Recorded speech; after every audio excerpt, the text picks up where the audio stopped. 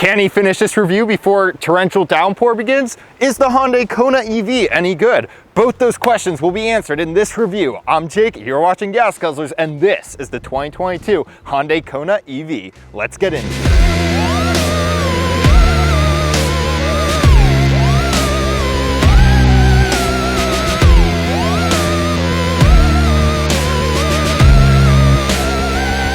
Now let's talk about the exterior of the Hyundai Kona EV, which is more of a sports car than the Toyota Supra. Real vents down here are going to let air go through and reduce turbulence in the wheel wells. For those of you who don't know, the Toyota Supra is a little bit famous for having lots of fake vents. You get real vents on the Hyundai Kona EV. You have a completely closed off grille right here. Again, electric car, you don't need that air intake. You may see 2022 Konas on the road with open grilles because this vehicle does come as an ICE variant as well. Interesting thing about the front though, the charge port, it's off center. Now, lots of brands with electric vehicles like Nissan put the charger right in the middle so it can be easily reached from either side. Hyundai put it off center, and their reasoning is it makes a strong statement about driving electric. I have no idea what that is supposed to mean. Putting it in the middle is better, you can reach it easier from either side, but whatever. You have new architecture for the lighting. You're gonna get LED headlights on this upper trim model limited. You're also gonna get automatic high beams and LED DRLs, all the goodies right there. Overall, it's definitely a good looking vehicle from the front. I like the redesign. It says electric, but it's not too crazy. Let's take a look at the side. At the side of the Kona EV, it looks pretty similar to previous models. It's 25 millimeters longer, so you get a little more space in there, but you have this black plastic floating roofline. If you've seen any of our really old videos, you know I have a big bone to pick with those, but I will leave that out because we're doing a bit of a shorter video today. 17-inch wheels right here. They're electric wheels, so they have a lot more area covered. They're not letting as much air get in there. That's gonna help reduce that turbulence and increase that range. Part of the way Hyundai has increased the range for the new model is with new tires with less rolling resistance on them. Looking at the mirrors right here, they are power adjustable, manual folding, turn signal, heated, but no camera under here. You have no 360 camera in this vehicle, which is pretty disappointing. Not disappointing is that this vehicle can come as a two-tone roof. I love two-tone vehicles, and I think the Kona looks great as one. One other nice feature about the side is Hyundai makes sure to list the door handles as standard equipment in the paperwork for this vehicle. So don't worry, no matter which trim of Kona you get, it will come equipped with door handles. At the rear of the vehicle, on this limited, we are gonna get LED lights. Not too much else to comment on back here. No tailpipes, of course. It does have a small electric badge back here. So that will let you know you are driving behind an electric Kona. Opening the tailgate right here, no fancy kick to open, power release, any of that. Just a simple button and manual opening. Now, you have around 332 liters of space with this fully open. Sorry, I don't have my phone on me. I don't feel like going and get it to do the conversion to cubic feet, so one of you can do that in the comments. You can take down this little bit right here, and you do have a shelf, and that will allow you to reach the switch right here to push forward the second row. That will give you 1,114 liters of space with this row down right here. So total capacity is gonna be pretty good once you put those down, and you do also have a little space under here, and under here is going to contain your fix-a-flat kit and an included charger for the vehicle. Now on the interior of the Kona EV, overall a positive experience. The seats are definitely a high point of the interior. You have this white kind of leather material with some white stitching on it. They're really soft compared to a lot of vehicles in the class and feel very comfortable to me. My one complaint about this interior has to come down to the switch gear. It feels good when you press it. However, my problem with it is that it feels like a toy. It's big and chunky, and it just, something about it doesn't feel right to me. I have this feeling about all Hyundai vehicles. I'm not quite sure what it is. Maybe it may just be a personal taste thing though. Up here, you know, this is kind of a hard plastic, and then you also have this nice textured material in front of you, which adds a little bit of visual interest to the interior, but the interior is mostly dominated by that 10.25-inch screen right there. And of course, we will talk about that in just a sec. Overall, pretty good interior experience. The back of the Kona brings forward the strengths from the front, namely the seats. The seats feel really nice back here. You also have a pull-out cup holder right here. No nubs though, not even the fake bad nubs. So your drinks are gonna have to be large or else they'll spill. My big complaints back here come down to the amenities. For 2022, one USB port was added for a total of, well, one USB-A port back here. That's not enough if you have 2 passengers back here. Frankly, you need like 4 USB ports, and it should be a mix of USB-A and USB-C. May I remind you, this vehicle is $42,000. You are not in the territory anymore where you can cut features like that, do, you know, small creature comforts for price points. Also, no air vents back here. That is a major, major flaw in my book of a vehicle at this price point. Once you're above 30, and if you have rear seats, you need air vents back there. And you know, that is just a major negative point for this car, the lack of amenities back here. I would really like to see an updated version offer air vents and more convenience features back here. In terms of legroom, it's okay. I'm 6 feet tall, and this is where I would normally sit if I was a passenger and a driver, if I knew someone was sitting behind me. So not touching up front, but getting close. And I'm nearly touching back here, so you can sit 4 6-foot tall adults back here. You do have a hump in the middle, so probably not 3 across. Headroom is good though. That's always something that's really nice to see, is keeping the headroom up because you don't have a really aggressive sloping roofline. So overall, the back could be better, but when it comes to the seats, at least they got that right. Now let's talk infotainment. This is kind of your default screen. You can see you have the map up. You can bring up a second screen right here, and now you have a split screen effect, and you can view whatever information you want. You can actually customize what cards will show up in here. So for example, you could have weather, or you could customize it so that you have compass or even an electric menu come up just like that. So that's a really nice feature. I really like these split screen features. Ford has been doing it a lot, and now Hyundai has it in their system, which is great to see. Other than that, this is a pretty basic infotainment system. There is this star button, which is pretty cool. Right now it's set to quiet mode. There's a star button on your steering wheel, and you can choose what that button does through the infotainment system. So right now that button will turn on a quiet mode where it will dim all the volume. If you have a sleeping person in the back, that could be very useful. But we can set that to be one of many things. If we go to setup and then button, you will see the responsiveness on this display, by the way, could be better. This does have wireless Android Auto and Apple CarPlay. It's wired in this model, but in the 2022, you can get wireless.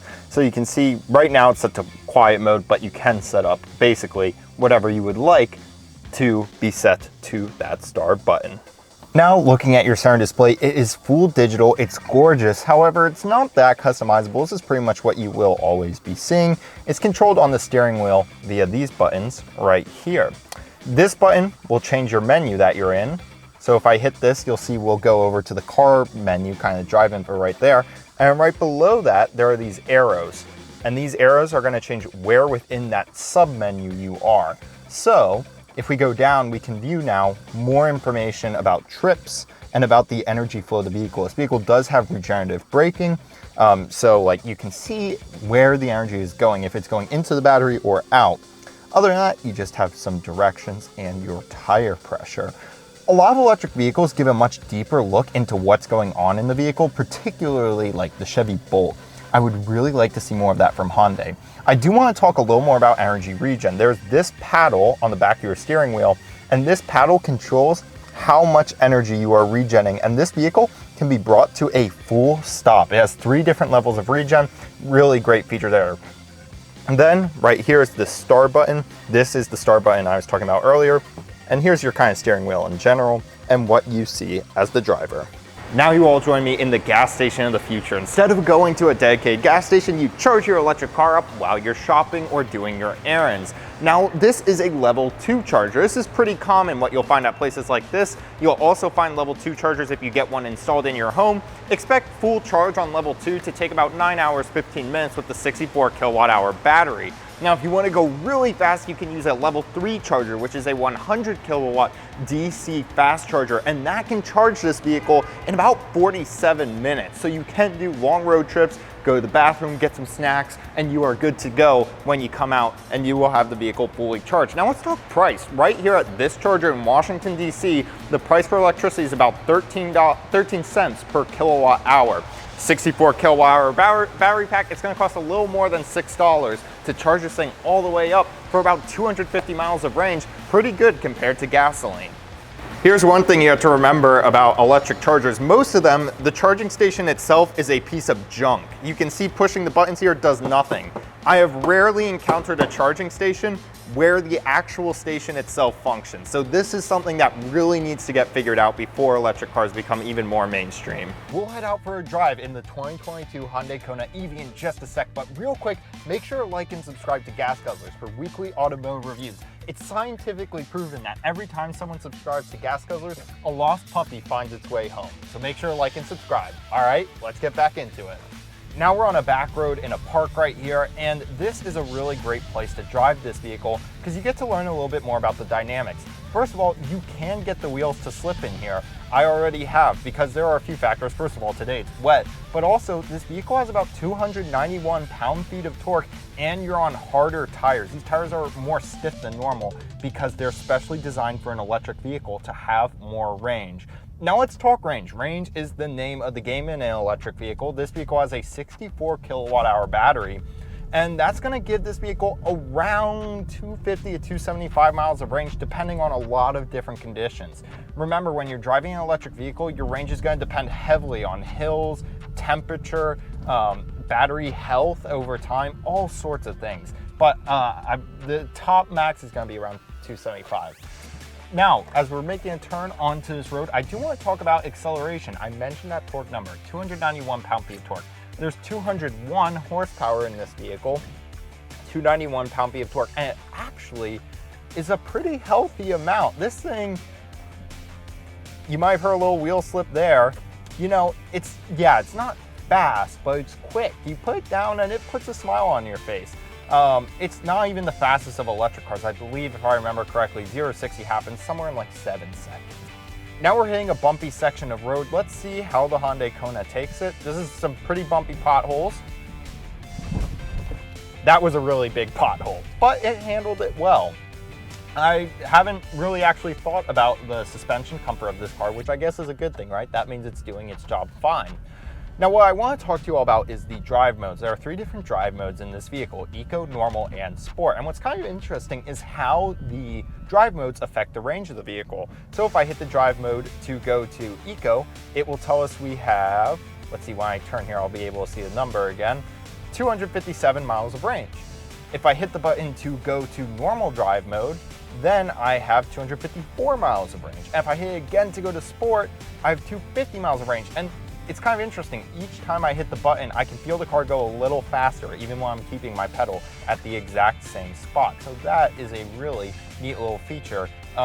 It's almost interesting because you can feel the effects of the drive mode more in a electric car than you can in an ICE car, because, you know, instead of having to do all that complicated stuff, tweaking the engine and valves and timings, you just send more or less juice to a motor. It's more complicated than that, but that's really the gist of it with these things, and that is just really interesting. Going up this hill again, I mean, yeah, it's not fast, but it will push you in your seat a little more than certainly than any competitor with a combustion engine would. This thing really is a lot of fun for what it is. I can really give it 2 thumbs up for the driving experience, considering it's a $40,000 crossover. Now, I mentioned those paddles on the steering wheel, and you can come to a complete stop. So I'm gonna put the car on 3, and just like that, you know, we're actually stopping too soon. So let me give it a little gas, get closer to this Kia Telluride in front. I'm taking my foot off, not touching a brake, not touching a brake, not touching a brake, getting a little too close to the Telluride, so touching a brake. But that's a really cool feature. You can come to a complete stop in this vehicle. I'm not very good at it yet. However, people who have driven electric vehicles or drive this vehicle and get used to it, they're gonna be great at it. And there we go, we're spinning our wheels at like 30, 40 miles an hour there. It is those hard tires, the wet rain, and the electric motors all come together for a car that you might be able to have a little too much fun in. I'm gonna get over to the left here, and we're gonna try to stop again. And coming a little too close. Okay, so I need to practice a little more, but that's a great thing, right? You can make a game out of this. You can be like, today I'm gonna get to work and I'm not gonna touch the brake a single time. And you can realistically do that in this car. If you wanna reduce the effects of that regenerative braking, you just hit the right paddle right here. This is the best implementation of regenerative braking of any brand, period. The paddles that Hyundai does are just fantastic. What do I think about the electric Kona for 2022? it's a good vehicle for what it is. I actually was very impressed by the driving dynamics of this vehicle. Normally people love Hyundais for their value proposition.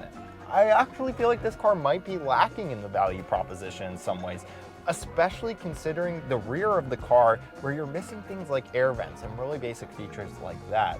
And you know, this is kind of a bare bones infotainment system. I don't know if I really felt that value proposition. However, what I did feel was actually a lot of fun while driving this car. For what it is, that electric pep really does give this car something. And Hyundai makes the driving experience a lot more engaging with the paddle system. It's just a really nice car overall when you're driving it. And so that's something to consider. It's also got plenty of space in the rear. You can easily fit, you know, we fit a lot of camera gear in there today, and it worked just fine without putting down the second row seats. And if you put down the second row seats, you get even more space. This car fits great in tight DC parking garages when we went to charge it today. Really, it does have a lot going for it outside of the traditional reasons people buy Hyundai. So it's just something kind of interesting to think about. So if you're thinking about an electric car, if you're thinking you want to go for a CUV, you know, this is definitely one that should be on your short list.